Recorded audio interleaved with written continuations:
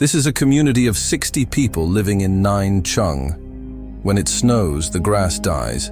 There's no longer anything to eat. The Arctic is a realm of extremes, deadly cold, endless darkness, and cruel isolation. But for ages, its indigenous cultures have defied nature, prospering in conditions that should be unlivable, dispersed over Alaska and Canada. Greenland scandal, Avia, and Russia. These circumpolar peoples have developed extraordinary traditions, from hunting in total darkness to building homes from ice. Their way of life is astonishing. However, some tribes stand above the rest. Yupik.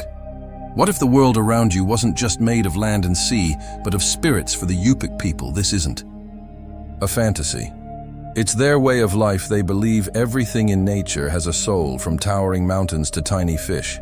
Their shamans, powerful spiritual guides, can heal the sick, communicate with unseen forces, and even bring misfortune to those who upset the balance. At the heart of their beliefs is Ilam Yua, the spirit of the universe, the unseen force that created all life.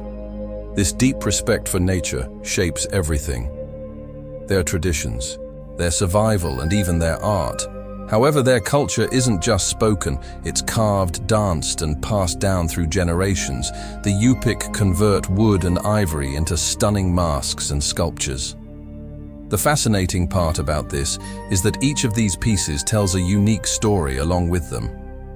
Their hypnotic dances, performed at potlatch ceremonies, are also a way to honor the past and connect with the spirits. Now, surviving in the Arctic takes more than luck.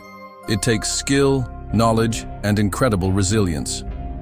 When it comes to that, the Yupik have mastered the land and sea, hunting seals, walrus, and caribou with harpoons, spears, and kayaks.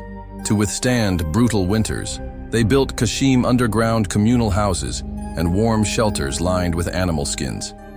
Now, where the Yupik find wisdom in the spirits of land and sea, there's another tribe that reads the language of ice and snow. Nenets. The Nenets are remarkable people who have mastered the art of surviving in one of the harshest environments on Earth, the Siberian tundra. For centuries, they've lived alongside their reindeer, developing a deep knowledge of the snow, ice, and permafrost around them. For this tribe, survival has been engraved deep into their survival. Now, given the climate they have to live in, one of the Nenets' unique skills is their ability to read the snow with a vocabulary rich in terms of different types of snow.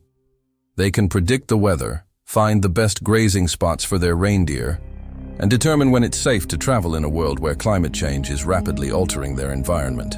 This knowledge has never been more critical. Changing weather patterns and melting ice are disrupting their migration routes and grazing lands, putting their way of life at risk.